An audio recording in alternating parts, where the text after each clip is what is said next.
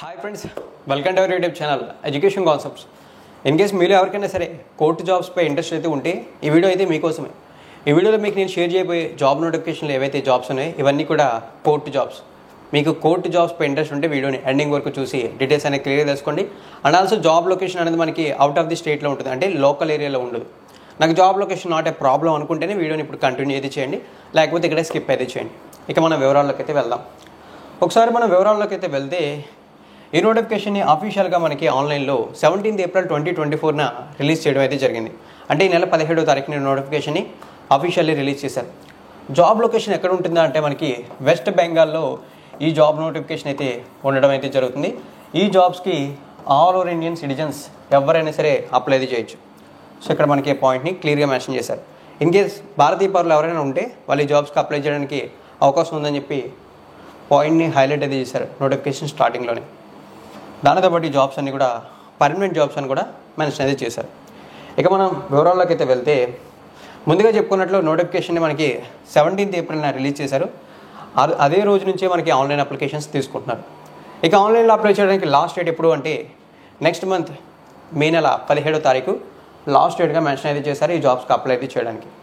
ఇక ఈ నోటిఫికేషన్లో ఏ పోస్టులు ఉన్నాయనే గురించి మాట్లాడితే ఈ నోటిఫికేషన్లో మనకి గ్రూప్ బి కేటగిరీ పోస్టులు, గ్రూప్ సి కేటగిరీ పోస్టులు, గ్రూప్ డి కేటగిరీ పోస్టులు అని చెప్పి టోటల్గా మనకి 37 వేకెన్సీస్ అయితే ఉన్నాయి, అంటే 37 పోస్టులు అయితే ఉన్నాయి. సో ఇప్పుడు మనం ఇందులో మనకి సూటబుల్ అయ్యేటటువంటి పోస్టులు ఏవైతే ఉన్నాయో వాటికి సంబంధించిన డీటెయిల్స్ అయితే చూద్దాం. సో ఫ్రెండ్స్, ఈ నోటిఫికేషన్లో మొత్తం మనకి మెన్షన్ చేసినటువంటి డిఫరెంట్ కేటగిరీ పోస్టులు అన్నింటినీ కూడా రిఫర్ చేసి చెక్ చేస్తే మనకి ఇందులో గ్రూప్ సి కేటగిరీలో ఒక పోస్టు, గ్రూప్ డి కేటగిరీలో ఒక పోస్ట్ అనేది ఇంట్రెస్టింగ్ ఉన్నాయి.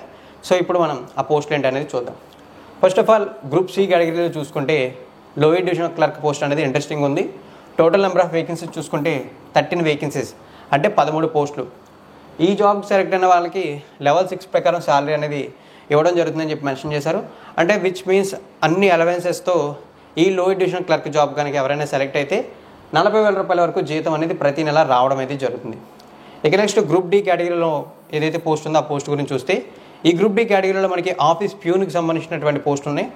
వీటికి సంబంధించి టోటల్గా మనకి నోటిఫికేషన్లో 17 వేకెన్సీస్ ఉన్నాయి, అంటే 17 పోస్టులు ఉన్నాయి. ఈ జాబ్స్కి సెలెక్ట్ అయితే మనకి లెవెల్ 1 ప్రకారం శాలరీ ఉంటుంది.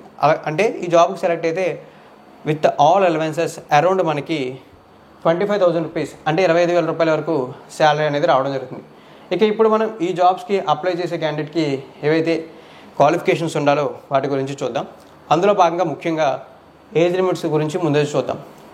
ఈ ఏజ్ లిమిట్స్ గురించి ఒకసారి మనం చూసుకున్నట్లయితే ఈ జాబ్స్కి అప్లై చేసే క్యాండిడేట్స్కి ఉండవలసినటువంటి మినిమం ఏజ్ చూసుకుంటే 18 ఇయర్స్, మ్యాక్సిమం చూసుకుంటే 40 ఇయర్స్ వరకు జాబ్స్కి అప్లై అయితే చేయొచ్చని మెన్షన్ చేశారు. అండ్ ఆల్సో రిజర్వేషన్ ఉన్న కమ్యూనిటీస్ లైక్ ఎస్సీ ఎస్టీ క్యాండిడేట్స్కి 5 ఇయర్స్, ఓబీసీ క్యాండిడేట్స్కి 3 ఇయర్స్ ఏజ్ రిలాక్సేషన్ అనేది అప్లికేబుల్ అవుతుందని చెప్పి కూడా మెన్షన్ చేశారు. ఇక ఇప్పుడు మనం ఎడ్యుకేషన్ క్వాలిఫికేషన్స్ని చెక్ చేద్దాం. ఎడ్యుకేషన్ క్వాలిఫికేషన్స్ని ఒకసారి మనం క్లియర్గా చెక్ చేస్తే first of all lower division clerk చూస్తే ఈ లోయర్ డివిజన్ క్లర్క్కి మనకి మెన్షన్ చేసింది ఏంటంటే మన దగ్గర ఒక కంప్యూటర్ సర్టిఫికేట్ అయితే ఉండాలి, ట్రైనింగ్ తీసుకున్నటువంటి సర్టిఫికేట్. అది ఏదో నార్మల్ ఇన్స్టిట్యూట్ నుంచి కాదు, ఒక గవర్నమెంట్ రికగ్నైజ్డ్ ఇన్స్టిట్యూట్ నుంచే ఈ సర్టిఫికేట్ అయితే ఉండాలని చెప్పి మెన్షన్ చేశారు. టైపింగ్ స్కిల్స్ కూడా ఉండాలి. ఇక ఎడ్యుకేషన్ క్వాలిఫికేషన్ చూసుకుంటే ఇంటర్మీడియట్ క్వాలిఫై అయిన ఎవరైనా సరే ఈ జాబ్స్కి అప్లై చేయొచ్చు. మేల్ క్యాండిడేట్స్ అవని, ఫీమేల్ క్యాండిడేట్స్ అవని ఎవరైనా సరే జాబ్స్కి అప్లై అయితే చేయొచ్చు. ఇక నెక్స్ట్ గ్రూప్ డి ప్యూన్ పోస్ట్కి సంబంధించి చూస్తే ఈ ప్యూన్ పోస్ట్కి పెద్దగా ఏమీ లేదు, మనకి 8th క్లాస్ క్వాలిఫై అయితే చాలు ఈ జాబ్స్కి అప్లై అయితే చేసుకోవచ్చు అని చెప్పి మెన్షన్ అయితే చేశారు. మనకి కంప్యూటర్ ఆపరేషన్స్ అయితే వచ్చి ఉండాలని చెప్పారు. బట్ అది డిజేబుల్ అని క్వాలిఫికేషన్ అని మెన్షన్ చేయడం వల్ల పెద్దగా కన్సిడర్ అయితే చేయాల్సిన అవసరం లేదు ఆ క్వాలిఫికేషన్. సో ఏవైతే నోటిఫికేషన్లో తెలుసుకున్న పోస్టులు ఉన్నాయో వాటికి సంబంధించినటువంటి ఎడ్యుకేషన్ క్వాలిఫికేషన్ సంబంధించినటువంటి డీటెయిల్స్. ఇక మనం సెలక్షన్ ప్రాసెస్ గురించి మాట్లాడితే సెలక్షన్ ప్రాసెస్లో మనకి రిటర్న్ ఎగ్జామ్ అయితే ఉంటుందని చెప్పి మెన్షన్ చేశారు.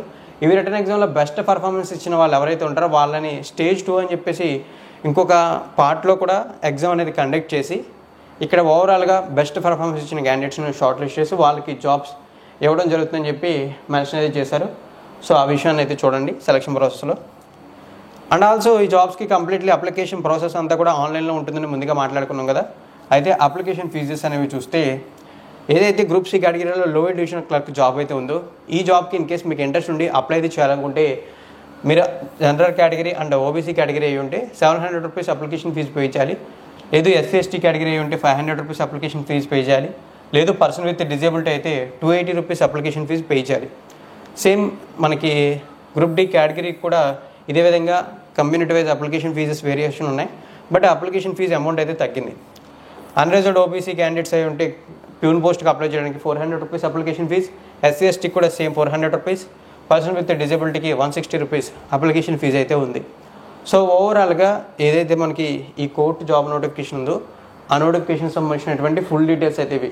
ఇన్ కేస్ మీకు ఈ పోస్టులపై ఇంట్రెస్ట్ ఉంది, ఈ పోస్టులకి అప్లై అయితే చేయాలి అని అనుకుంటున్నారనుకుంటే వీడియో కింద డిస్క్రిప్షన్లో మీకు notification PDF link and apply చేయడానికి సంబంధించిన అఫీషియల్ వెబ్సైట్ లింక్ అనేది ప్రొవైడ్ అయితే చేస్తాను. అక్కడ క్లిక్ చేసి మీరు ఇంట్రెస్ట్ ఉంటే అప్లై చేయొచ్చు.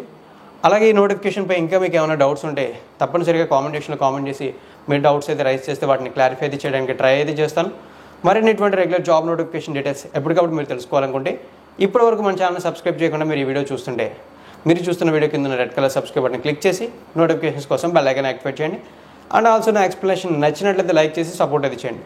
థ్యాంక్ యూ ఫ్రెండ్స్, వీడియోని ఎండింగ్ వరకు వాచ్ చేసినందుకు.